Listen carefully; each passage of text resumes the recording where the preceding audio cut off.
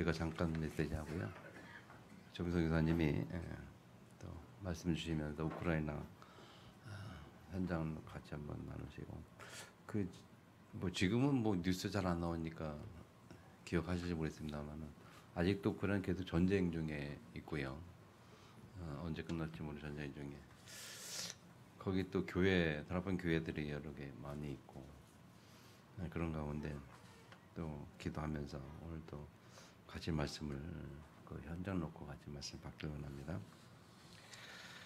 예, 먼저 우리 오늘 말씀 주시는 말씀은 여호와의 명령을 따라 그렇게 말씀했는데 사람은 어떤 사람이든 나름대로 다 삶의 기준이 있고 원칙이 있어요. 그 원칙과 기준을 따라 사람들이 살아가죠. 근데 그것이 세상적인 것이고 영원한 것이 아니기 때문에 좀 사람들은 근본적으로 거기에서 해답과 만족을 얻을 수가 없지요. 영원하고도 살아있는 그런 하나님의 말씀에 우리의 기준이 될 때에 우리의 삶이 승리할 수 있고 후회하지 않을 수 있습니다. 세상에 어떤 것도 영원한 건 없거든요. 세상에서 제일 무서운 것 중에 하나가 뭐냐면 이 사상이라고 말해. 사상. 이 어떠한 사상에 딱 이렇게 물들어 버리면 그 뭐랄까요, 각인 우리말로 체질돼 버리면 굉장히 무섭죠. 그래서 뭐 예를 들면 이단 같은 경우도 이단에 한번 그 교리 한번 빠지면 완전 생명 걸고 뭐 이렇게 재산 다 바치기도 하고, 또 세상의 어떤 사상에 물들면 그 사상에 빠져서 인생을 완전히 통째로 다 이렇게 허비를 해버리잖아요. 그래서 우리가 말하는 뭐 주체 사상 그런 얘기도 합니다만은 북한의 사상 주체 사상이다 그렇게 말하고, 그 주체 사상 가지고 한국에서도 때로는 이렇게 남한에서도 그 사상에 딱 빠진 사람들도 거기에 또 이렇게 물들어가지고 흔히 말하는 좌파라 그렇게 말하기도 합니다만은 그리고 거기에 딱 이게 빠져가지고 평생 그렇게 살거든요. 옛날에 제가 대학 다닐 때인데 그때 80년대 후반쯤인가요? 혹시 여러분 기억하시는가 모르겠습니다. 제 나이 비슷한 분 하겠습니다만은 임수경이라는 여자 있었어요. 그가 서울대생일걸요 아마. 연대인가 서울대생 뭐. 근데 그 친구가 북한에 갔었잖아요. 북한에. 한 지난해인가 언제 한번 이렇게 관심사 뉴스 검색해 보니까 결혼해서 애 엄마가 됐는데도 지금도 그 주차장 그 속에서 활동을 이렇게 하고 있는 거를 확인하고 그랬는데 평생을 그 사상 속에 살아요. 그래서 우리가 무엇을 따라 사느냐, 무엇을 내 마음 따라 사느냐가 굉장히 중요한 문제입니다. 수요 예배 때 말씀드립니다만은 사람들이 대부분 영으로 사지 않고 육으로 살고 있단 말이죠. 불신자들은 당연한 것이고 구원받은 하나님의 자녀도 영으로 살아야 되는데 육으로 살고 있어요. 육을 따라 행하고 육을 따라가고. 그 말은 뭐냐면 기준이 세상적인 기준이고 육신적인 것이 기준이라는 거예요. 영적인 기준이 아니라. 근데 성경은 이렇게 말하고 있습니다. 요한복음 6장 63절에 살리는 것은 영이니 육은 무익하니라. 우리가 육을 따라 살 때에 그 용이 육을 따라 사는 인생이 우리를 살리는 게 아니고 우리의 삶을 살리는 게 아니거든요. 영을 따라 살 때에 우리의 인생이 살아나는 거예요. 아멘. 영을 따라 살 때에. 육을 따라갈 때 즐겁고 뭐 만족할 수 있습니다만 일시적인 것이죠. 결국 무너질 수밖에 없는 것이고 후회할 수밖에 없고 나중에는 허무할 수밖에 없는 그렇게 될 수밖에 없죠. 그래서 오늘 좀 말씀의 제목이 여호와의 명령을 따라 그랬는데, 하나님이 이스라엘 백성들을 광야에서 이끌어갈 때에 하나님의 명령을 따라, 여호와의 명령을 따라 이들이 진행하고 지나가지 않았다. 그것을 불기둥, 구름기둥으로 표현이 되죠. 낮에는 구름기둥, 밤에는 불기둥. 밤에는 구름이 안 보이니까 어두워서 그러니까 불기둥으로 불같이 보이게 했다 그렇게 말하셨어요.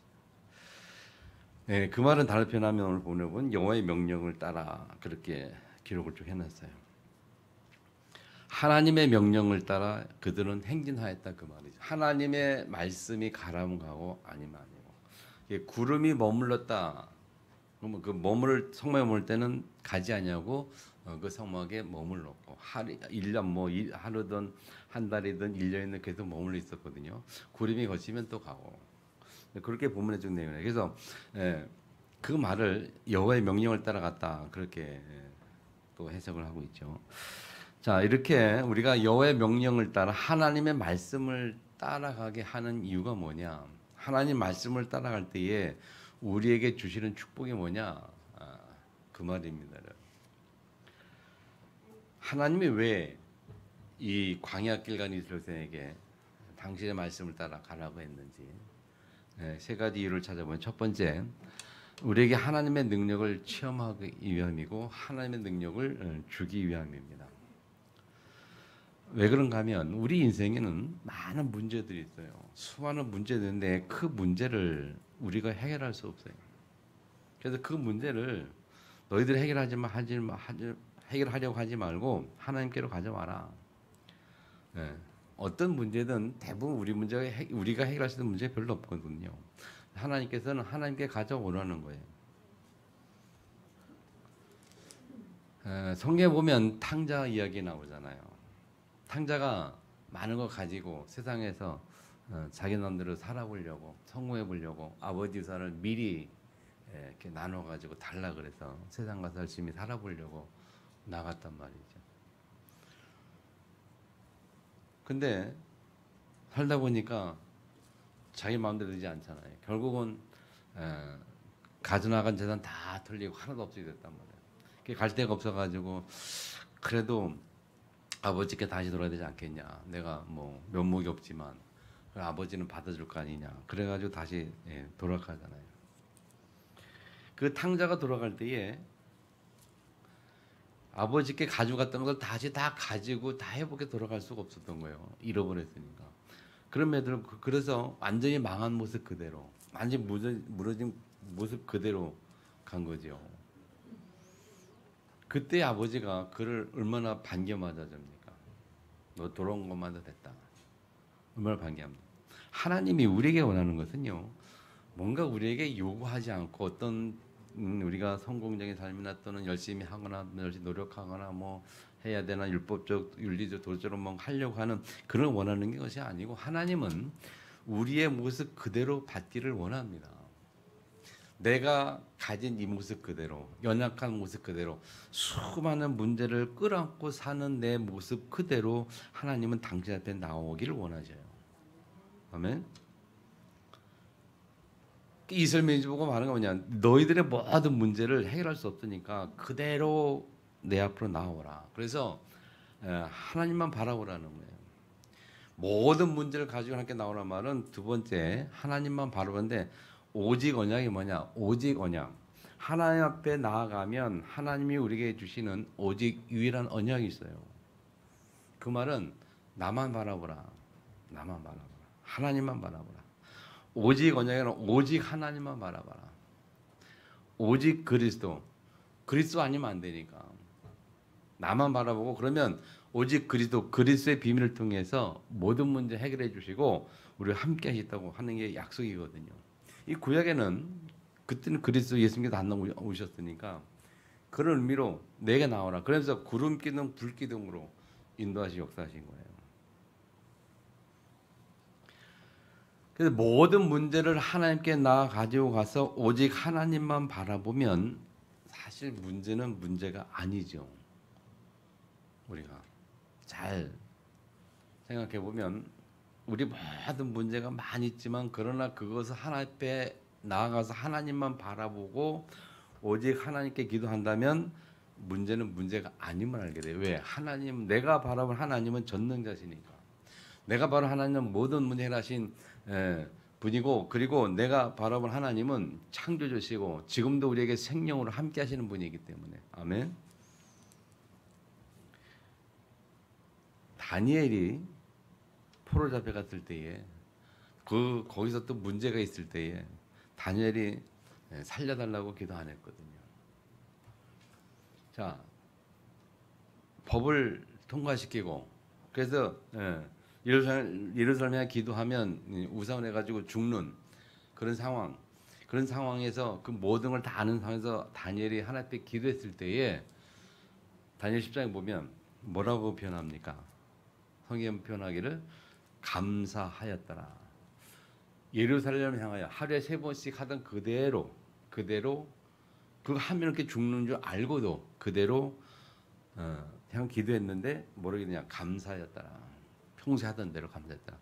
그 법을 알고 다니엘이 기도할 때 하나님 이 법이 나를 주려는 법이 이렇게 지금 시행되고 있는데 내가 이렇게 기도하면 내가 죽는데 나를 살려주세요 라고 기도 안 했다니까요. 아멘. 다니엘의 세 친구도 품불 들어갈 때에 살려주세요 기도 안 했어요. 하나님만 다 바라보고 있으니까 전능자 창조주 그 하나님만 바라보고 있으니까 뭐 이거들에게 그 기도가 필요 없는 거예요. 맞습니까? 초대교회에 죽음의 어떤 환경이 죽을 수 없는 환경 그리고 믿는 거 들키면 잡혔고 죽는 그런 환경 속에서도 초대교회가 모여서 기도할 때에 마가다락방 모여 기도할 때에 그들이 이 환경 속에서 우리를 건져달라 살려달라 그렇게 기도 안 했거든요. 죽으면 죽으리라 모여가지고 무슨 기도했습니까? 마가다락방 한 기도가 뭐죠? 오직 그리스도 하나님 나라 성령 충만. 그 언약 붙잡고 기도했거든요. 오직 하나님 앞에서 하나님 바라보면요 이것저것 기도할 이유가 없어요. 그래서 하나님의 능력 안에서 예수 그리스도 이름으로 그 비밀 복음의 비밀을 깨달으면 우리가 이것저것 다 필요 없는 거거든요. 오직 그의 나라, 그의 의, 그리고 그의 뜻. 그러면 하나님이 모든 것 다 역사하실 수밖에 없는. 아멘. 그 오직 언약이 뭡니까? 오직 언약. 오직 그리스도, 오직 하나님, 오직 세계복음화. 그거 외에는 다른 게 필요 없다는 겁니다. 이 영적 비밀을 우리가 모르니까 자꾸 헤매요 아직도. 이 알긴 알지만 지식으로 알고 머리로 알지만은 이 비밀이 우리 마음속에 정말 담기지 아니하니까. 왜 안 담길까요? 우리의 관심은 아직도 육신적인 것이고 아직도 세상적인 것이고 영적인 것이 아니기 때문에 영적인 영의 것을 쫓아가지 않기 때문에 그렇겠죠.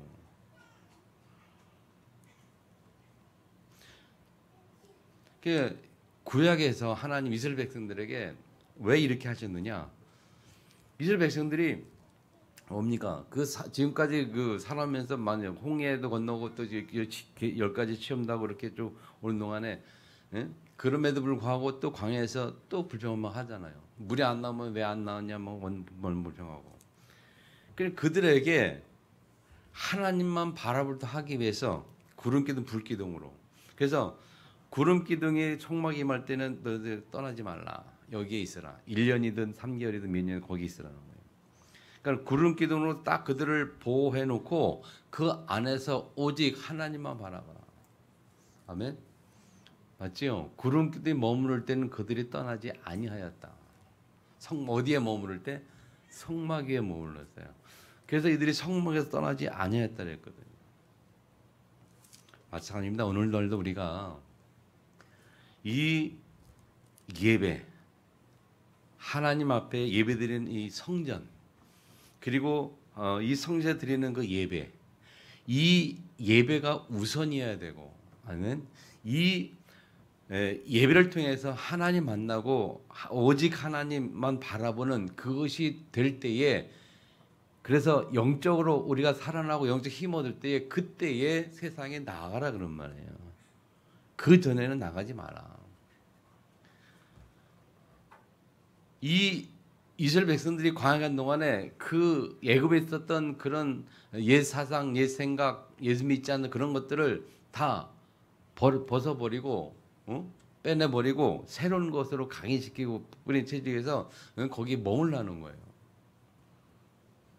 그렇게 될 때에 그 다음부터 오는 게 뭐냐면요. 세 번째 말씀 성취입니다. 그 속에서 예배 속에서 영적인 딱 얻으면 세 번째 걱정할 게 없는 것이 말씀이 성취되고 기도가 성취되기 시작합니다. 어디에서요? 현장에서. 삶의 현장에서. 예배를 통해서 여러분 영적인 힘을 얻고 하나님 앞에 언약을 또 회복하면 성취될 수밖에 없는 거예요. 근데 1번, 2번을 안 하고 바로 그냥 기도 제목 붙잡고 기도하니까 올바른 기도가 될 수 없죠. 1번, 2번이 안 되고 오직 하나님 바라고 오직 언약에 하나님 안 된 상태에서 우리가 뭐 기도하니까 무슨 기도 될 수밖에 없냐? 육신적인 기도 될 수밖에 없어요. 기복 신앙의 기도를 할 수밖에 없는 거예요. 아멘. 그래서 첫 번째 우리가 하나님의 능력을 체험해야 되고요. 두 번째 그 하나님의 능력으로 우리를 치유하시기 위함이다. 성막교에 임하였다는 것은 회막을 말하죠. 회막이 뭡니까? 회막은 모임, 성막의 모임을 말한다 그랬어요. 구름이 성막에 임했다는 것은 그 성막에 사람들이 모여서 거기서 집중해서 기도했다, 예배했다.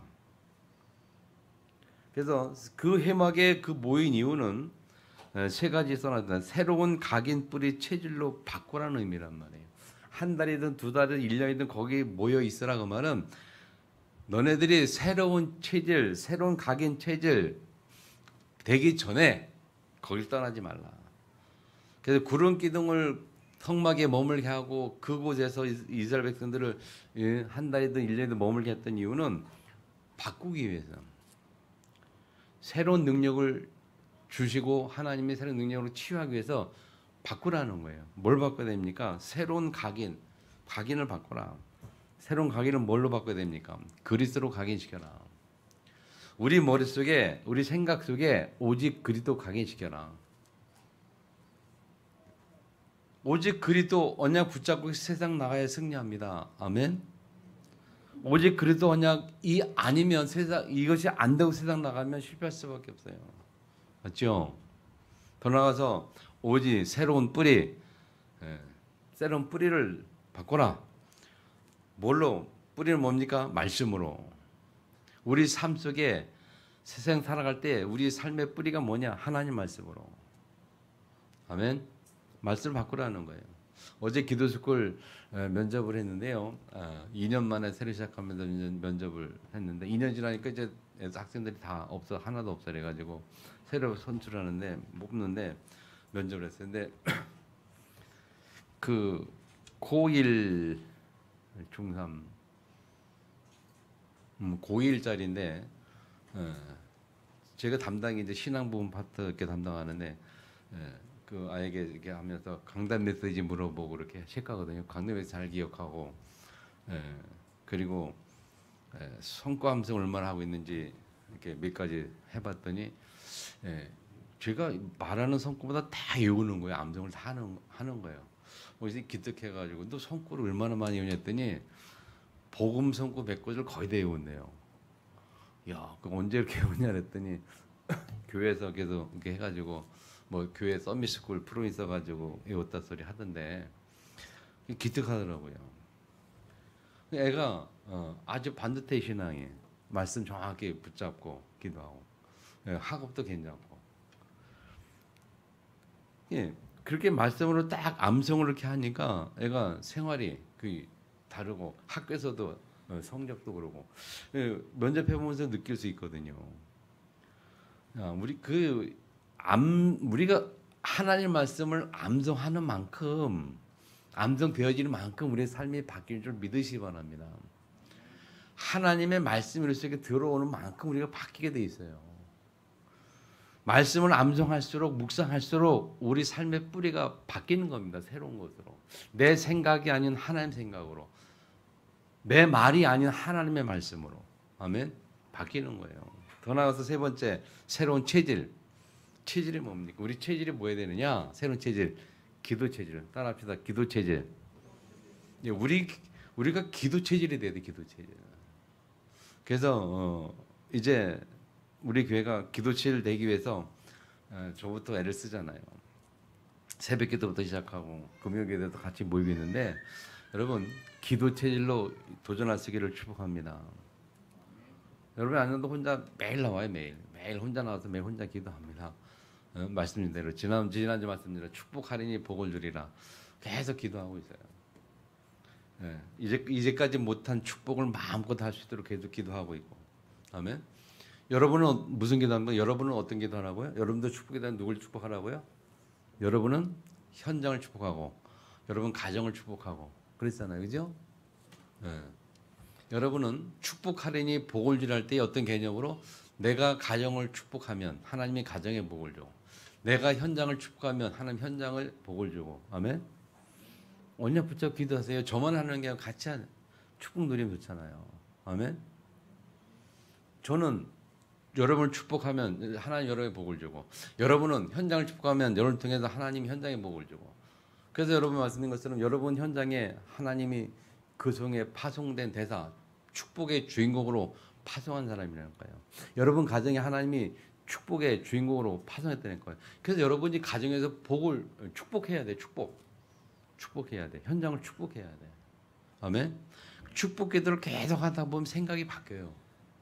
원망, 불평 그런 거 없어지기 시작해요. 제가 조금 기도했는데 그런 것들이 느껴지는 거예요. 아, 생각이 달라지는 거예요.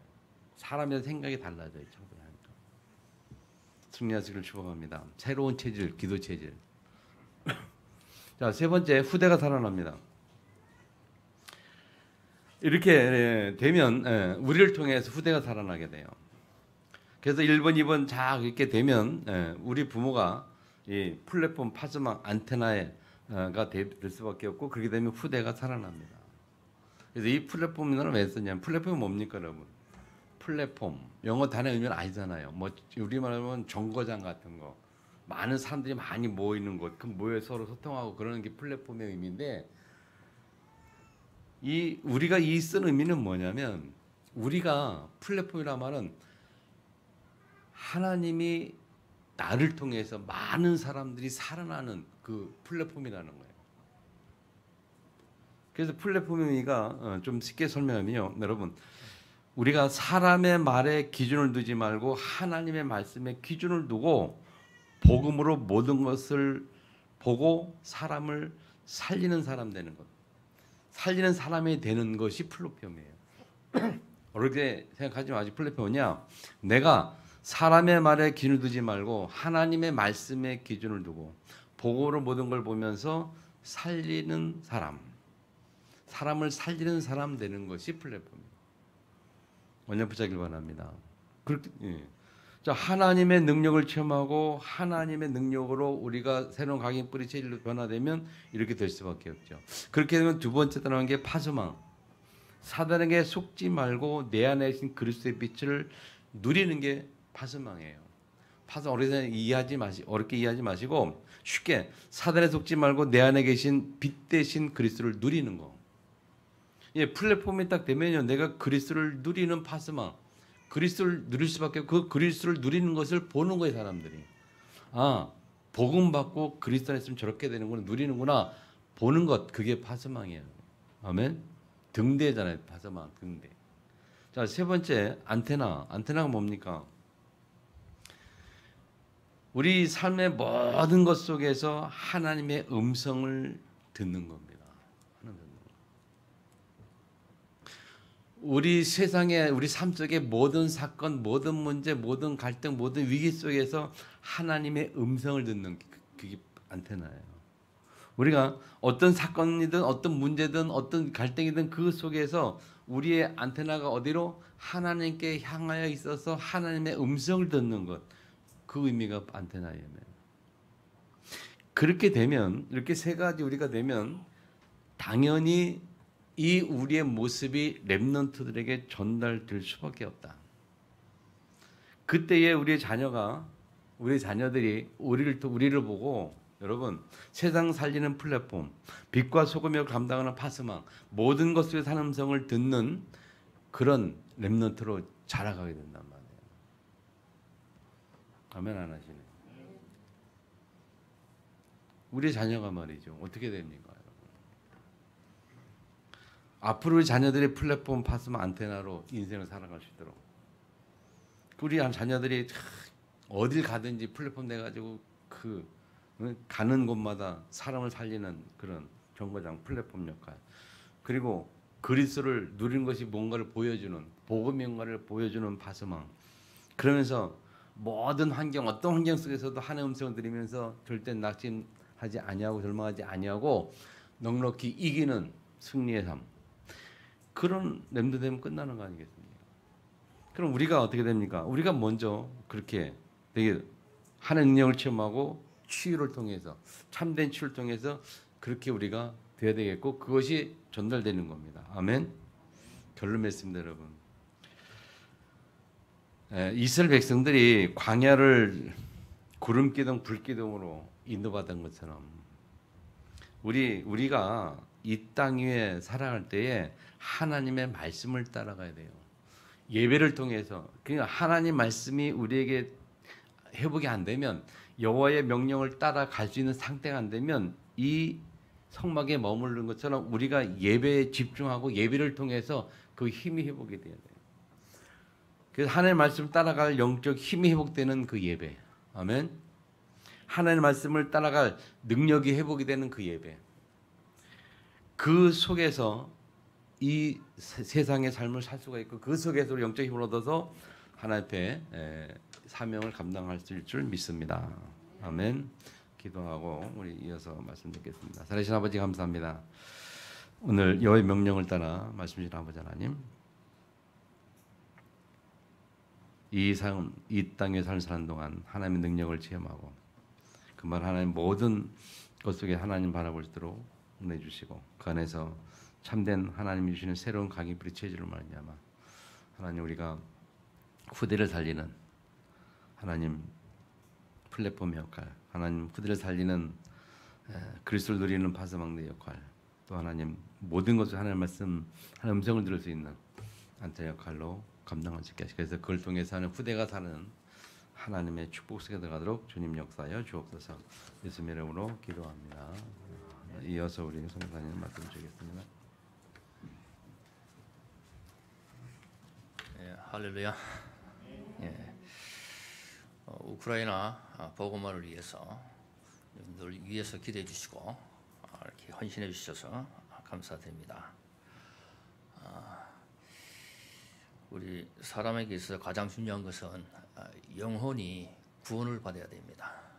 여기 앉아 계신 여러분들은 다 구원 받으실지 모르겠습니다만 구원받지 않으면은 그 영혼은 지옥에 가서 영원히 고통을 받기 때문에 사람이라 그러면은 100% 모두 다 구원받고 지옥 가지 않고 천국에 가야 되는 것이죠.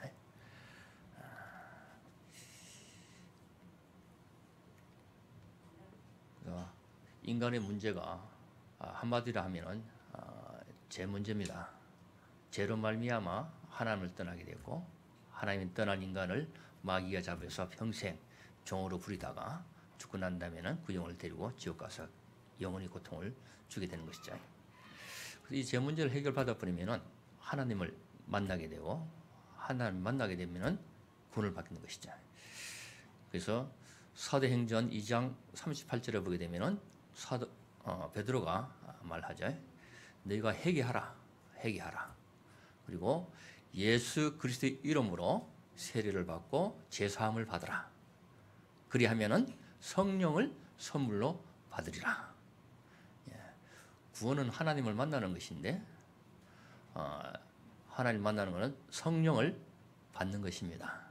근데 성령 거룩한 영이시기 때문에 죄 있는 것에서는 같이 함께 할 수가 없는 거죠. 물과 기름이 같이 할 수 없듯이 먼저 제사함을 받고 깨끗한 마음속에 성령이 거룩한 성이 들어오셔서 구원을 받게 되는 것인데 이 죄 문제는 로마서 5장 12절에 얘기하거든요.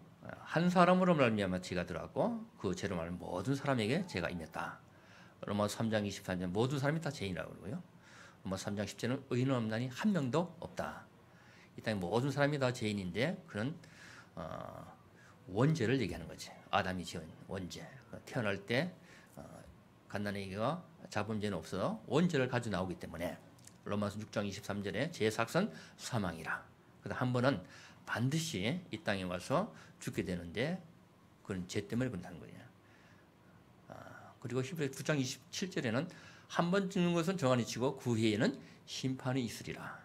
그래서 반드시 죽음은 그걸로 끝이 나는 게 아니고 심판을 받고 가는 것이 이제 지옥으로 가게 되는데 그러기 위해서는 이제 죄 문제를 해결받아야 되는데 이 죄 문제는 우리 인간 스스로 해결을 못합니다. 그래서 레미야 13장 23절을 보게 되면 아프리카 사람 피부가 까만데 그거 어떻게 바꿀 수 없다. 인간이 그 표범에 반점이 있는데 그거 바꿀 수 없다. 그와 같이 인간의 제 문제는 인간 스스로 해결하지 못한다. 그래서 하나님께서 인간의 제 문제를 해결해 주기 위해서 약속을 주셨는데 그것이 바로 레위기 17장 7절에 얘기합니다. 육체의 생명은 피에 있고 그렇죠. 사람의 몸속에 70% 피가 있는데 피를 많이 흘리면 죽습니다. 그래서 피는 곧 죽음을 얘기하는 것입니다. 창세기 2장 17절 선악과 먹지 마라 먹으면 정령 죽으리라 하나님 말씀하셨는데 아담이 먹었잖아요. 죽어야 됩니다. 아담이. 즉 아담이 피를 흘려야 되는데 하나님께서 아담을 살려주시기를 원하셨어요. 그냥은 안 됩니다. 하나님 말씀은 한번 하면 그대로 실행이 되기 때문에 그래서 하나님이 레위기 17장 11절에 얘기하죠. 내가 나의 피를 너에게 줄 테니까 이 피를 제단에 뿌리면 네 죄가 사함을 받게 될 것이다 하고 인간의 죄를 사해주는 방법을 알려주시는데 즉 인간의 피는 더러운 피이기 때문에 죄의 피이기 때문에 그 피는 안 되는 것이죠. 죄 없는 깨끗한 피여야 되는데 그 피는 오직 하나님의 피밖에 없습니다. 그래서 하나님이 직접 피를 주겠다 약속하셨고 그 약속대로 2000년 전에 하나님이 이 땅에 인간의 몸을 입고 오셨습니다.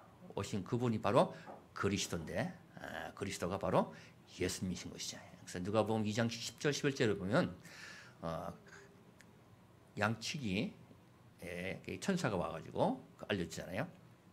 이 땅에서 가장 크고 기쁜 좋은 소식을 알려주는데 다윗 동네에 그리스도가 나셨다. 강보에 쌓인 아기를 구유에 누인 강보에 쌓인 아기를 보게 되는데 그 아기가 바로 그리스도다. 구유에 말구유에 나신 아기가 누구냐면 바로 예수님이죠. 그래서 그리스도가 오셨는데 그 그리스도가 예수님이라는 거죠. 고린도후서 4장 4절에는 하나님의 그리스도는 하나님의 형상이라고 그러거든요. 하나님의 형상이라는 것은 하나님이라는 거예요. 같은 겁니다. 그래서 그리스도가 하나님이신 거예요. 그래서 인간의 제 문제를 해결하기 위해서 하나님 약속대로 2000전에 그리스도 되시는 예수님이 오셔서 십자가에 못 박혀 피 흘려 죽으심으로 말미암아 그 피값으로 우리 인간의 죄를 다 사해버리신 겁니다. 할렐루야. 그래서 로마서 5장 18절에는 한 사람 의인, 의로운 한 사람 예수 그리스도를 통해서 의로운 한 사건, 십자가 사건을 통해 가지고 모든 사람이 다 의인이 되리라. 우리 의인 되는 건 우리의 힘으로 되는 것이 아니고 예수 그리스도 십자가의 대속의 죽음을 통해서 우리가 의인이 되어버린 겁니다. 로마서 5장 19절에도 한 사람 아담의 불순종으로 다 죄인이 되어버렸는데 한 사람 의인 예수 그리스도를 말미암아 전부 다 의인이 되리라 얘기해주고 있고요. 히브리 10장 10절에도 예수 그리스도의 십자가의 대속의 죽음을 통해서 우리가 전부 다 거룩한 자 의인이 되리라. 우리가 의인 되는 것은 십자가의 대속의 죽음을 통해서 우리가 의인이 되는 것이죠. 그래서 로마서 3장 24절에는 그리스도 예수의 십자가의 대속의 죽음을 통해서 값없이 공짜로 우리가 의인이 되었다 합니다. 그러면 저와 여러분은 지금 의인입니까? 죄인입니까? 의인이죠. 예, 우리 행위한 상관없어요.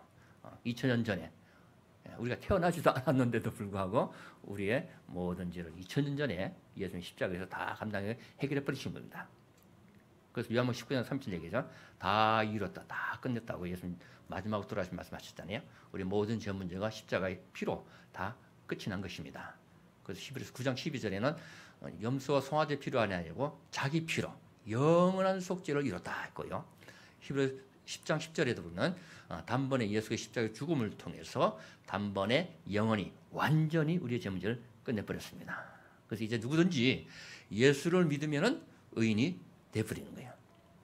그래서 마태복음 1장 21절에 보게 되면 아들을 낳으신 이름을 예수라 이는 자기 백성을 저희 죄에서 구원할 자라. 그래서 예수 이름은 인간의 죄를 사해주는 이름입니다. 모든 사람이 다 죄인이기 때문에 전부 다 심판을 받아야 되고 그 영혼이 지옥에 가야 되는데 하나님께서는 구원의 길을 열어주셨습니다. 구원이 너무 쉽게 해놨어요. 근데 가격은 어마어마하게 비싼 겁니다. 마태복음 16장 26절을 보게 되면 이 땅에 있는 돈을 다 주고도 한 영혼을 살 수가 없다고 해요. 그만큼 한 영혼의 가치가 어마어마하게 크다는 것이죠. 저와 여러분 예수 그리스도 믿음으로 말미암아 구원받은 줄로 믿습니다. 이제 구원받은 자는 언제 죽더라도 우리 영혼은 천국으로 가서 영원히 행복하게 살게 될 줄로 믿습니다. 우리가 교회 생활하고 신앙생활하고 헌신하고 이런 목적이 뭐겠습니까? 그건 바로 우리 영혼이 구원받기 위한 것이라고 베드로서 1장 9절에 말씀드리고 있잖아요. 교회를 다녀도 영혼을 구원받지 못하면 얼마나 억울하겠습니까? 우크라이나가 지금 전쟁 중에 있는데 굉장히 저주 가운데 있고 어렵습니다. 우크라이나에도 70%가 하나님을 잘 믿어요. 거의 정교회를 믿습니다. 정교회는 예수 그리스도만 믿어서 구원이 아니고요. 믿음으로 구원받는 게 아니고 자기의 선한 행위가 있어야 되고 플러스 알파 행위와 율법을 잘 지키는 거 이게 플러스가 돼가지고 합쳐져서 구원을 받는 것이거든요.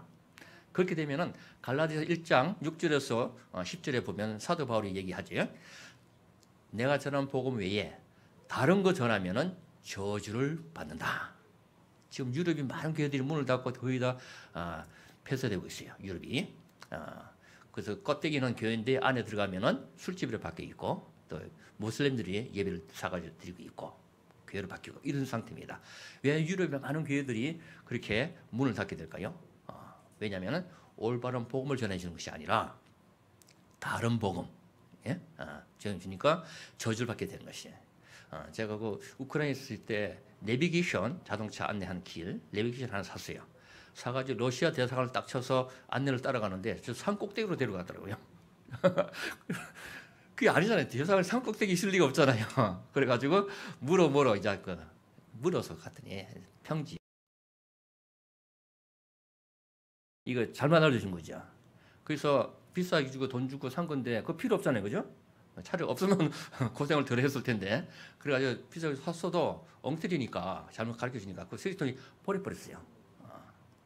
그와 같이 교회가 천국 가는 정확한 길을 알려줘야 되는데 그렇지 않고 엉뚱한 걸 가르쳐주니까 결국 구원받지 못하고 천국 못 가면 그 소용없는 거 있잖아요.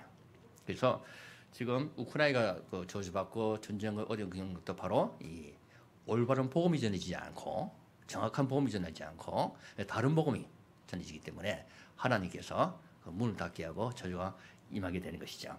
그래서 우리는 특히 평안교회는 예수가 그리스도 오직 예수 그리스도 믿음으로 구원받는 이 복음을 받아들이기 때문에 하나님께서 이 교회를 앞으로 크게 축복해 주실 줄로 믿습니다.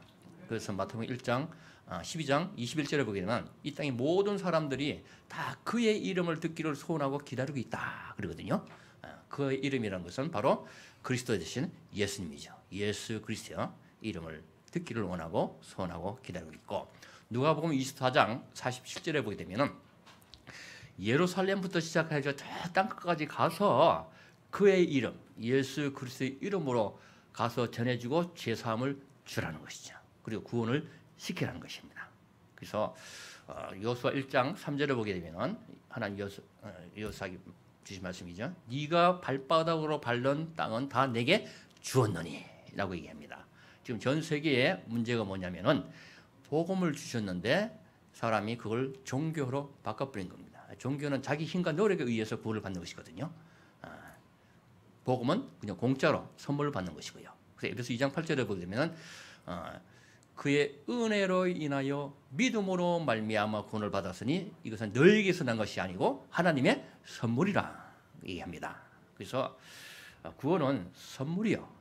2000년 전 하나님이 다 구원을 만들어 가지고 원하는 자에게 믿는 자에게는 그저 공짜로 선물을 주는데 그거 받으면 자기게 되는 거예요. 구원 받는 거예요. 근데 싫다고 안 받으면 그 받을 수가 없는 것이죠. 그 가장 큰 죄는 뭐냐면은 하나님이 다 구원을 만들어 공짜로 주는데 그거를 발로 차버리고 거절해 버리는 거예요. 그럴 때 하나님 너무 가슴 아프잖아요, 그죠? 제일 큰 죄입니다, 그게. 그래서 하나님 예수를 안 믿는 죄. 이 땅의 모든 사람들은 반드시 예수 그리스도만 믿어야 됩니다. 사도행전 4장 12절 얘기하죠. 천하 인간의 구원 얻을 이름을 주신 적이 없다. 그래서 오직 구원은 예수 그리스도로 말미암아 갈라디 2장 16절에는 그 율법과 행위에 네가 구원받는 것이 아니고 오직 예수 그리스도를 믿음으로 구원을 받는다라고 얘기합니다. 그래서 우리 구원은 오직 예수를 믿을 때 구원을 받는 줄로 믿습니다. 요한복음 3장 14절에 얘기했죠. 이스라엘 백성들이 광야에서 나서 원망불평할 때 불뱀을 보내가지고 물려 죽게 했는데 회개하고 살려달라고 했을 때에 장대를 높이 달아가지고 끝에 노뱀을 달아서 장대에 높이 태우면은 장대에 달린 노뱀을 쳐다보는 자는 전부 다 살리라 그랬거든요. 그 말씀대로 믿은 사람 믿고 바라보는 살았는데 믿지 않은 사람은 다 죽어버린 거예요. 그 뜻이 요한복음 3장 14 예수님 얘기하죠. 내가 장대에 달린 노뱀과 같이 십자가에 내가 달려야 하는데 나를 보는 자는 구원을 받으리라 얘기합니다. 그래서 이제 누구든지 구원을 받는 길이, 영혼 구원 받는 길이 쉽게 열려 있습니다. 사람은 살아있을 때 영혼이 몸속에 같이 있는데 죽을 때 몸밖으로 빠져나옵니다. 그러니까 몸과 영혼이 분리되는 상태를 죽음이라 하는데 몸은 육체는 이게 흙에서 왔기 때문에 썩어서 흙이 돼버리죠. 영혼은 안 죽습니다. 영원한 존재입니다. 그래서 제사함 받은 사람은 심판이 없고 천국으로 가게 되는 것이고 제사함 받지 못하면 심판을 받게 되고 영원한 지옥에 가게 되는 것이죠. 저 문제를 우리 인간이 해결하지 못하기 때문에 그리스도 대신은 예수님이 많이 우리 죄를 해결해 주신 줄로 믿습니다. 그래서 2000년 전에 이미 다 끝내고 해결해 버렸어요. 이제 누구든지 예수 그리스도를 믿으면은 그 믿음을 통해서 의인이 돼 버립니다. 로마서 5장 9절에 얘기하죠. 예수 그리스도 대수의 죽음 통해 가지고 우리가 의인이 되었다. 그리고요. 에베소 1장 7절에도 예수 그리스도 십자가의 대수의 죽음을 통해서 우리가 제사함을 받았다라고 얘기해 주고 있습니다. 그래서 이제 전 세계 모든 사람들은 이제 오직 예수 그리스도만 믿어야 구원을 받게 되는 것입니다. 모슬렘은 그걸 인정하지 않거든요. 다른 종교도 그렇고요. 오직 기독교 가운데서 참 복음 전하는 우리 평강교회에서 이걸 정확히 전하는 줄로 믿습니다. 그래서 앞으로 마태복음 6장 33절에 이게 너희는 그 나라와 그 일을 구하라. 그리하면 이 모든 것을 너에게 더하여 주시리라. 그 나라와 그 일을 구한다는 것은 바로 이 전도하고 선교하라고 하는 것이죠. 예수 이 복음을 모르는 자에게 전해 주라는 것이죠. 우리가 구원받은 사람이 할 일은 오직 한 가지입니다. 살면 전도하고 죽으면 천국 가고 전도하기 싫으면은 오늘 죽어서 천국 가는 게 더 낫습니다. 더 좋은 데 있으니까요. 우리가 이렇게 오래 살 이유는 뭐냐면은 사는 것은 오직 전도, 복음을 전하는 다른 삶 살리는 이 전도 때문에 우리가 사는 줄로 믿습니다. 한 사람의 영혼은 얼마나 가치가 큰지요. 어마어마하게 비쌉니다. 그래서 여러분 만약 여기 1조 원이 있고 여기 구원이 있다 할 때에 여러분 둘 중에 다 가지라면 좋겠지만은 그러나 하나만 택하라면은 어느 걸 택하겠어요? 1조 원을 택하겠어요? 구원을 택하겠어요? 어느 거요? 구원을 택하겠죠, 그죠? 당연히. 구원의 가치가 1조보다 많잖아요. 그러니까 구원받은 여러분 이 자리에 앉아 계시지만은 이 지역에서 가장 부자가 누구냐면은 구원받은 여러분인 줄로 믿습니다. 아멘. 어마어마하게 부자예요. 그래서 그 고린도후서 6장 10절에 보면은 네가 근심하나 금방 기뻐하게 되고 구원받는 걸 생각하면은 아무리 어려움이 있어도 우리가 기뻐할 수가 있고 그다음에 많은 사람을 다 부욕해 부자 만들어 준다는 거예요. 그렇죠. 예수 그리스도 복음 전해서 그 사람들 예수님이 구원받을 뻔하면 1조 원 이상의 돈을 받게 되잖아요. 그 사람도 어마어마한 부자가 돼버리죠. 그리고 너는 다 가진 자라 그러거든요. 그래서 골로새 2장 3절에 보면 그리스도 안에 모든 지혜, 지식, 보화가 다 있다 그러잖아요. 그 그리스도가 나와 함께 임마누엘 함께 하시기 때문에 다 가진 자입니다. 할렐루야. 그래서 우리가 기도할 때마다 하나님께서 때를 따라서 도와주시고 응답하시고 해결해 주신 일로 믿습니다. 이제 남은 생애는 이제 한 가지 이제 살면 전도하고 죽으면 선교하는 천국 가는 것인데 전도나 선교나 같은 거예요. 예수 그리스도의 복음을 전달해 주는 겁니다. 말이 언어가 같은 데는 전도가 되는 거고요. 언어가 틀리면은 그건 선교가 되는 겁니다. 아멘. 그래서 마태복음 28장 19절에 너희는 모든 족속 민족에 가서 제자 삼으라. 제자요. 제자 삼고 평강교회 여러분 한 분 한 분이 전부 다 그리스도 제자인 줄로 믿습니다. 아멘. 또 여러분이 제자가 되고 또 다른 사람 또 제자화 시키고 또 마가복음 16장 15절에 너희는 온 천하에 다니면서 이 복음을 전파하라 그러잖아요. 여러분이 이제 온천에 다니면서 이 복음을 전해줘야 돼요. 근데 일을 해야 되지, 공부해야 되지, 뭐 여건이 갈 수 있는 분이 안 되잖아요. 그럼 어떻게 하면 되느냐? 대표 주자로 우리 목사님을 대리를 해서 보내는 거예요. 할렐루야. 그래서 조금 전에 말씀할 때 파키스탄에 목사님하고 같이 한번 가는 걸로 이렇게 부탁을 드리고 얘기했는데, 곧 이제 가게 된다면은 여러분을 대표해서 목사님이 같이 가거든요. 그래서 가든지 아니면 못 가면 대신 보내면 되는 거예요. 할렐루야. 그래서 여러분 저 살아 생전에 인생 작품을 하나 남겨야 되는데, 먹고 죽고 뭐 남긴 거 없다 그러면 좀 그러잖아요. 복음 알고 깨달으면 이 축복을 우리가 많고 누려야 되겠죠. 복음 누리는 가장 큰 누리는 거는 기도도 있지만 그것보다는 전도가 가장 많이 누리는 것입니다. 할렐루야. 그래서 우리 목사님을 대표로 보내셔가지고 목사님이 전 세계 제자를 영육하고 찾고 세우고 또 전도에서 나오는 열매들이요. 여러분 천국 가면은 요한계시록 22장 12절에 얘기하죠. 내가 행한 대로 다 갚아주겠다. 우리 천국 가면은 상급의 심판이 있습니다. 우리 행한 대로 상을 받게 되는데 가장 큰 상이 이 전도상이거든요. 그래서 여러분이 목사님을 보내셔서 전 세계에 복음을 전하고 제자 세우고 키우고 또 이렇게 복음을 전할 때 그 열매들은 여러분에게 똑같이 주는 줄로 믿습니다.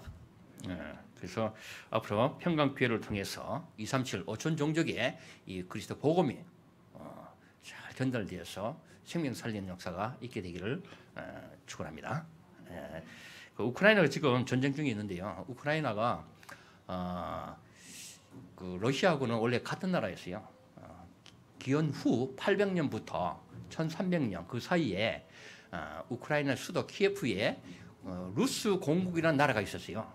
거기는 러시아하고 우크라이나가 같은 나라였어요. 그때 한 나라인데 1300년대에 징기스탄 몽골에 쳐들어올 때에 의견이 둘로 나누었어요. 한쪽은 우리가 이기지 못하니까 얼른 항복하고 나중에 기약을 하자 해가지고 항복을 한 팀이 있었고요. 또 한 팀은 아니다, 우리는 죽을 때까지 끝까지 결사항전하고 싸우겠다 한 팀이 나오는데 그게 우크라이나 팀이에요. 그래가지고 우크라이나는 항전하다가 거의 다 멸망돼 버렸어요. 인구가 얼마 안 남았어요. 러시아는 애초에 항복을 했기 때문에 거의 다 살아남았어요. 그래가지고 러시아는 지금 큰 나라가 돼버리고요. 우크라이나는 조그만 나라가 됐어요. 원래는 같은 한 나라였어요. 근데 러시아 쪽에서 생각할 때는 우크라이나는 항상 우리 땅이다 생각해요. 그 남의 땅이라고 생각 안 합니다. 옛날 같은 민족이었고 저 변두리 끄트머리에 있는 조그만 우리 땅이다 이렇게 생각해서 우크라이나를 남의 나라로 생각 안 하고 자기 나라로 생각하고 있는데 우크라이나가 자꾸 이제 나토에 가입을 해가지고 따로 독립을 하겠다 그러니까 독립을 해버리면은 유럽하고 러시아 사이에 완충지대가 없어지거든요. 그럼 우크라이나 미군이 들어오고 유럽군이 들어오고 무기가 들어오면 바로 러시아가 대치가 돼버리거든요. 그러니까 러시아는 절대 나토에 가면 안 된다는 거죠. 그냥 있어야 된다는 거예요. 근데 우크라이나는 그 의견이요 하나가 통일이 안 돼요. 그 나라가. 그래서 그 드네프르 1000km 내려가는 강이 있는데요. 가운데 강을 중심으로 동쪽에 러시아 쪽으로는 러시아 말을 쓰고요. 서쪽으로는 폴란드 갖고 와가지고 우크라이나 말을 씁니다. 우크라이나 말 절반, 러시아 말 절반. 한 나라의 언어가 하나가 안 되고 통일이 안 돼 있고 그러다 보면 의견은 나눠지고요. 근데 대통령 선거할 때에 동부 쪽에서 러시아 쪽 가까운 지역에서 대통령이 되면은 러시아하고 사이가 좋기 때문에 러시아가 안 건드립니다.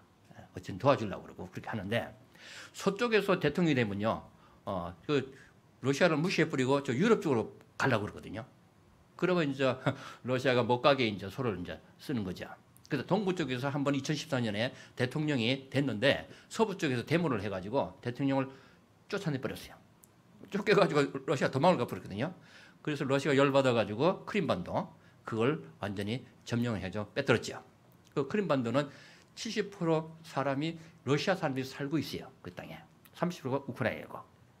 원래는 러시아 땅이었는데 러시아 후르시프 서기장 때에 우크라이나 선물로 공짜로 줬어요. 그 당시에는 뭐 소련이었으니까 예? 오른쪽에 있는 돈 왼쪽에 옮기면은 그게 그거죠, 그죠? 같은 거죠.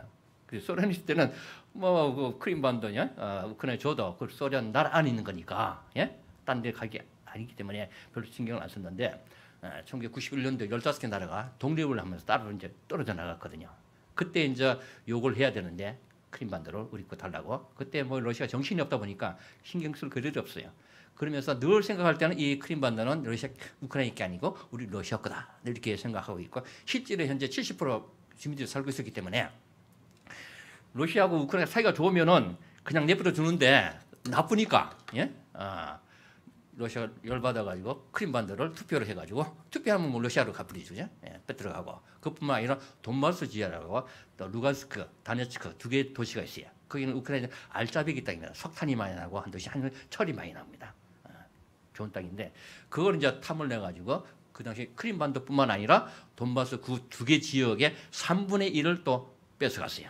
우크라이나에서 안 뺏기려고 뺏긴데 그 전쟁을 8년간 끌어왔습니다. 해가지고 계속 지금도 하고 있는데 근데 이제 러시아 측에서는 그 돈바스 지역에 계속 8년간 전쟁이 일어나니까 그 평화 유지군을 보내가지고 평화를 만든다 하는 명목을 가지고 전쟁을 시작을 했는데 그건 맞지가 않지. 그 말로 해놓고는 북쪽에서 또 동쪽에서 남쪽에 전면전을 치고 들어온 것입니다. 와가지고 러시아에서는 한 3일이면 끝날 줄 알았어요. 금방 상대가 안 되다 보니까. 그래가지고 마침 그 베이징 올림픽 동계 올림픽 할 때에 시작할 때 들어오려고 그랬어요. 근데 중국의 시진핑이 부탁을 했어요. 푸틴한테 제발 지금 들어오면 우리 올림픽이 뭐가 되냐? 그러니까 올림픽 끝나고 난 다음에 해라. 그때까지 기다려달라. 그래가지고 푸틴이 좀 기다려준 거예요. 그리고 올림픽 끝나고 난 다음에 이제 치고 들어왔는데 이미 날씨가 풀려가지고요.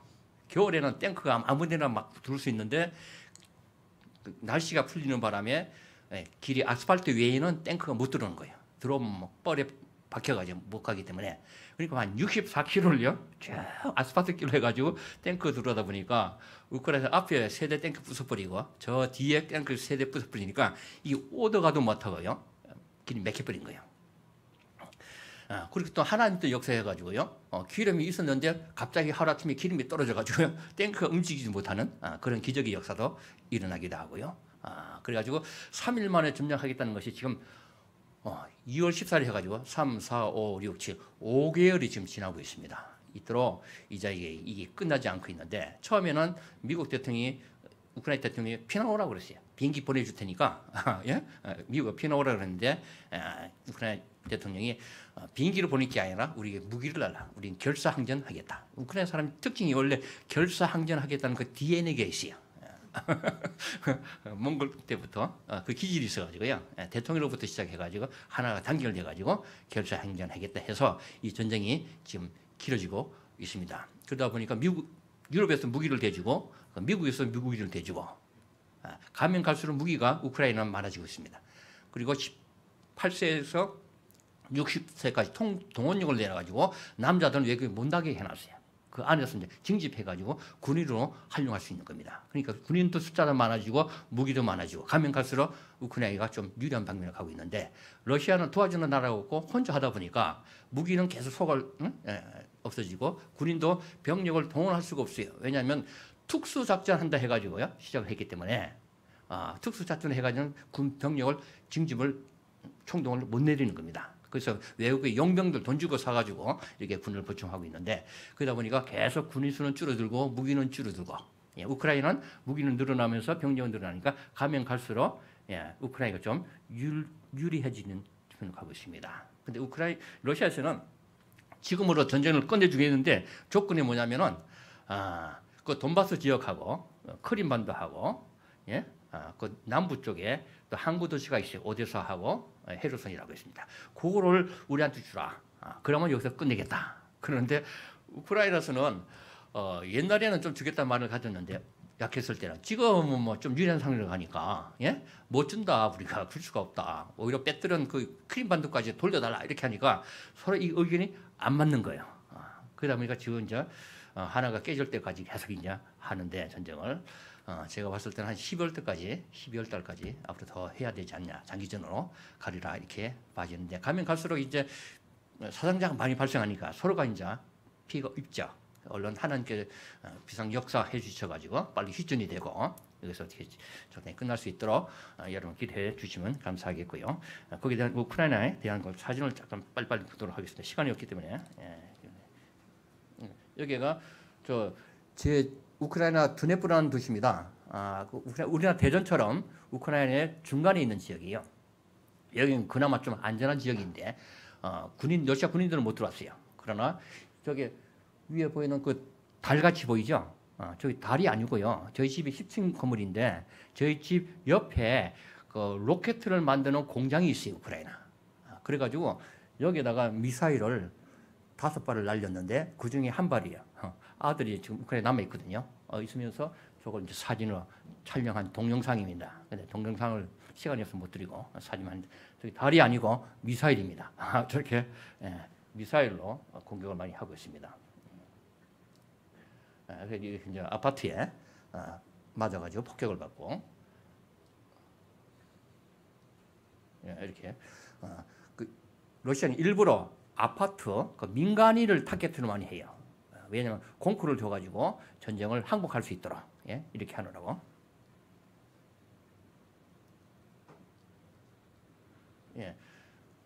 우크라이나 폴란드 국경 지역에 리보브라는 우크라이나 도시가 있는데요. 그 도시가 가장 안전하다고 생각했는데 저는 이제 아들이 저기서 일을 하면서 NGO 사역을 하거든요. 우크라이나 NGO를 만들어가지고 한국 NGO 조인을 해가지고 우크라이나 피난민들을 돕는 그 사역을 하고 있는데 그 본부를 사무실을 폴란드 우크라이나 국경지대 리보브 도시에다 세웠거든요. 근데 거기 안전할 줄 알았는데 거기에 미사일이 하루에 막 30발이 날라버리는 거예요. 왜냐하면 유럽에서 무기를 주니까 철도를 해서 무기가 운반되니까 그 철도를 차단시키기 위해서 또 무기고지에 있는 데를 차단시키기 위해서 미사일을 날려가지고요. 30발 하루에.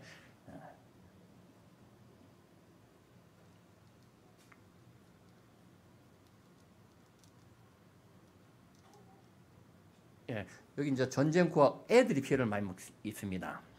그래서 전쟁 구화 우크라이나 지금 벌써 100만 명 어린이 전쟁 고아가 발생을 했고 피난민들이 500만 명이 지금 피난을 가 있고 앞으로 또 추가로 피난 갈 사람 500만 명 정도 됩니다. 이 전쟁이 일어나니까 우크라이나의 이 성경책이 다 절판됐답니다. 다들 이제 성경을 사다가 보기 시작하니까 책을 살 수가 없도록 독이 났고 또 피난 올 때 먼저 이 교회로 많이 모이거든요. 교회에서 먹여지고 지어지고 돌봐주니까 교회로 많이 와서 교회 안에서 영적 운동, 이게 구원받는 역사가 많이 일어나고요. 또 우크라이나 유럽 52개국 중에서 가장 복음을 잘 듣고 잘 전하는 나라가 우크라이나입니다. 그래서 이 피난민이 전체 한 1,000만 명 전 유럽으로 흩어지게 될 텐데 그 피난민들을 통해서 유럽에 복음이 들어갈 수 있는 또 좋은 기회가 또 될 수가 있습니다. 전쟁으로 어려운 점도 있지만 또 영적으로 좋은 면도 아파트 공격을 해가지고 그래서 여기는 이제 백화점 공격을 해가지고 많은 사람이 죽었고요. 그러니까 집에 있을 수가 없으니까 이렇게 다리 밑으로 들어가지고 피난을 많이 와 있는 상태죠.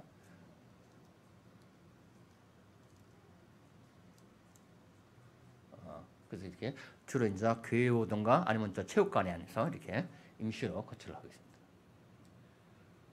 이게 이제 피난을 가기 위해서 열차를 타기 위해서 저렇게 열차를 몰립니다. 저 열차를 뚫고 아들이 피난을 오다가 생각이 바뀌었어요. 피난 안 가고 피난민을 돕겠다, 남겠다 해가지고요. 지금 우크라이나에 제 아들이 남아서 제가 도와줄 사역을 대신 지금 해주고 있습니다. 그래서 아들은 러시아말 잘하고 한국말 잘하니까 한국과 소통이 되고 그래서 한국의 NGO와 자기가 이제 NGO 만들어가지고 지금 소통을 해서 돕는 사역을 지금 해주고 있는데 사무실이 그 리보브 도시에 있고요. 제가 살고 있는 두 번째 도시 드네프르에 있고 또 수도 리보프, 수도 키예프 세 군데에 사무실을 만들어 놓고 직원들 10명하고 같이 그 피난민들을 돕는 사역을 지금 진행하고 있는데 하루에 한 3,000명씩 도움을 주고 있다고 하네요. 저보다 더 큰 일을 아들이 좀 하고 있습니다. 이거는 이제 제가 미국의 시카고에 가서 오후 시간에 중직자 특강을 한 달 전에 가서 했습니다. 여기는 미국 워싱턴 한마운교회라고요. 미국 다락방교회가 80개 되는데요. 그게 제일 큰 교회입니다. 여기 큰 아들이 사업을 하는데 기업을 빌딩을 사다가 파는 그 일을 하는데 한번 빌딩 팔면 이익이 나는데 11조 하면 몇십억씩 헌금을 한답니다. 할렐루야. 빛의 경제가 미국에 다 있는 것 같아요. 여기는 또 초대교회 워싱턴에 해서 시카고, 워싱턴 두 군데 제가 가서 선교보고 했고요. 그 다음에 5인 1조 팀이 미국에 목사님 4분 저하고 5인 1조를 해가지고 멕시코에 가서 선교를 같이 했습니다. 이렇게 5인 1조 미국의 목사님들 4분하고 해서 그래서 중남미가 46개 나라가 있는데요. 그 우리 한국에서 가서는 어려운데 미국에서 가야 되거든요. 미국에 가가지고 복음을 전해야 되는데 미국에도 80개 교회가 있지만은 자립하는 교회는 몇 개 안 되고 다 미자립이에요. 그러다 보니까 마음뿐이지 가서 마음껏 전할 수 있는 여건이 잘 안 되고 있더라고요. 그래서 제가 푸시해가지고 미국 목사님들 4분을 제가 데리고 같이 이렇게 사역을 하기로 했습니다. 이거 제가 멕시코에서 사역한 거예요. 멕시코. 이거 일주일에 한 번씩 화요일마다 2시간씩 전도학기를 강의를 합니다. 하는데 제가 이제 운영을 하거든요. 1년간 계속 했어요. 지속을 했고 지금도 하고 있고 그 강사 목사님들을 미국의 목사님들을 넣어가지고 집회를 하게 되는데 그 목사님들 같이 가서 전도학교 집회를 하게 됩니다.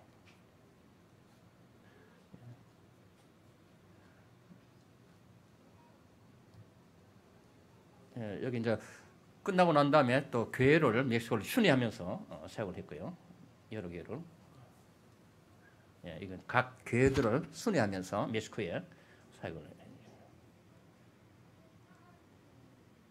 이것도 교회들입니다. 돌아올 때 시카고에 갔다가 미국 집회하고 멕시코 갔다가 다시 시카고로 돌아와가지고 시카고 교회에서 주일날 제가 이제 말씀을 전했는데 이 교회는 30년 된 교회예요. 그 목사님이 영어를 잘하시고 또 두 아들이 의사라 두 아들이 버는 월급이요 한 달에 1억을 번답니다. 할렐루야. 미국에는 의사 월급이 어마어마하게 비싸요. 그래서 이 건물도 40억 주고 돈을 사가지고 이분은 영어 잘하지 교회 있지 돈이 다한데 시카고 외에는 갈 데가 없대. 오란 데도 없고 갈 데도 없고. 근데 저는 교회 없고 돈 없고 영어 할 줄도 모르는 사람이 전 세계를 빨빨 잘 다니니까 신통하다고 같이 사역하자 팀을 해가지고요. 같이 팀이 돼서 사역을 하고 있습니다. 이건 교회고요. 가또 이제 또 오후에 중직자들 특강. 이제 우크라이나 제가 하고 있는 겁니다. 알테스 신학교.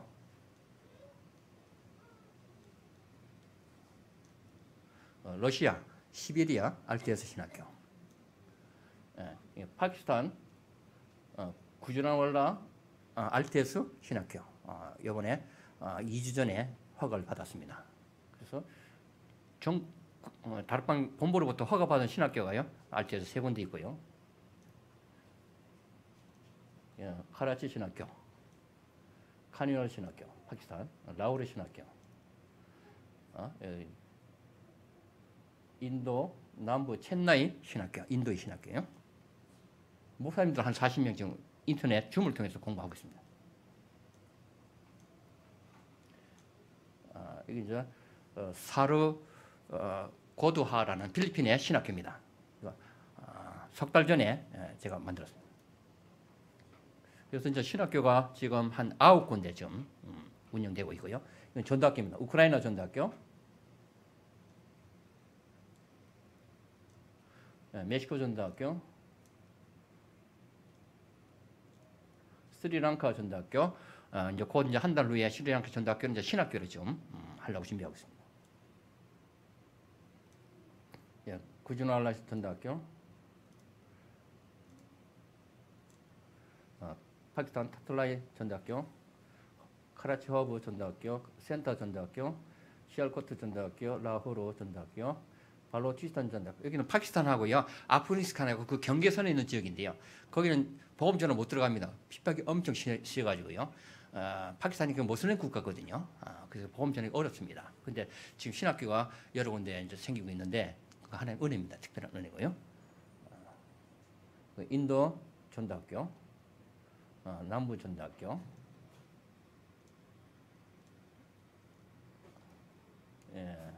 카나다 인도 전도학교, 에티오피아 전도학교, 시에라리온 전도학교, 아프리카, 수요일날 인도 사모 전도학교, 목요일날 하는 사모 전도학교 인도에,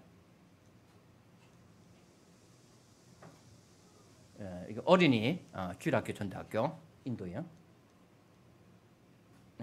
언약 전달들어서 우리가 밥만 먹고 편하게 잘 사는 게 문제가 아니라, 잘 먹고 잘 사는 게 문제가 아니라 한 사람 한 사람 영혼을 살려야 될 줄 믿습니다. 237, 5천 종족을 살려야 되는데, 그래서 우리의 인생 작품을 남겨야 되는데 인생 작품을 어떻게 남길 것인가. 그래서 전 세계에 제자를 찾고 세워가지고 그 제자를 하여금 복음을 전할 수 있도록 만들어주는 것인 줄로 믿습니다. 지금 현재 저를 통해 가지고 9군데 신학교가 지금 운영 중에 있고요. 또 한 군데가 또 이제 스리랑카 또 곧 이제 만들게 되고요. 지금 전도학교가 20군데 지금 제가 하고 있습니다. 한 사람이 하나 신학교 하기도 어렵고 하나 전도학교도 어려운데 이렇게 9군데 신학교하고 20군데 전도학교 할 수 있다는 거는 이건 지금 하나님이 하시는 것입니다. 할렐루야. 그래서 제가 잡은 언약이 사도행전 13장 47절에 하나님 사도 바울이 얘기하거든요. 내가 너를 이방의 빛을 삼아서 땅 끝까지 구원케 하리라. 할렐루야. 하나님이 사도 바울 한 사람을 통해 가지고 유럽을 복음화 했듯이 앞으로 237, 5천 종족도 하나님이 하시면은 한 사람, 한 교회, 그 당시 초대 때 안디옥교회였죠. 통해 가지고 얼마든지 할 수 있을 줄로 믿습니다. 그래서 세계 복음화 하려면 각 나라마다 적어도 RT에서 신학교 하나 정도는 있어야 되겠다 여기지고요. 그래서 237, 저 혼자 다 할 수는 없어도 절반, 지금 현재 40개 됐고요. 200개를 더 세워야 되는데 저 혼자 한 100개는 할 수 있겠다. 할렐루야. 그래서 살아생전에 100개 신학교를 세우려고 RT에서 제가 목표를 잡고 기도하고 추진 중에 있습니다. 제가 할 수 없지만은 하나님은 역사하시고 도와주시면 하나님이 하시면 될 줄로 믿습니다. 그래서 저는 이제 말씀을 잘 전하지 못하기 때문에 잘 전하시는 우리 정석진 목사님, 사도 바울, 저는 바나바 이렇게 한 팀이 돼가지고 평강교회는 초대교회 안디옥교회가 되셔가지고 할렐루야. 이렇게 한 팀 돼서 나아간다면은 237, 5천 종족 복음화 할 수 있을 줄로 믿습니다. 이 일에 우리가 전력 힘을 합쳐서 올인하고 언약을 전달하는 기도하고 마음을 먹고 나아간다면은 하나님께서 축복해 줄 줄로 믿습니다. 그래서 마태복음 6장 33절 얘기죠. 너희는 먼저 그 나라와 그 의를 구하라. 그리하면 이 모든 것을 더하여 주시리라. 그래서 우리가 할 일은 살면 전도, 선교, 죽으면 천국. 할렐루야. 이 마음껏 복음 누리고 전하는 축복을 마음껏 누리는 평강교회 성도 여러분 되시기를 축원합니다.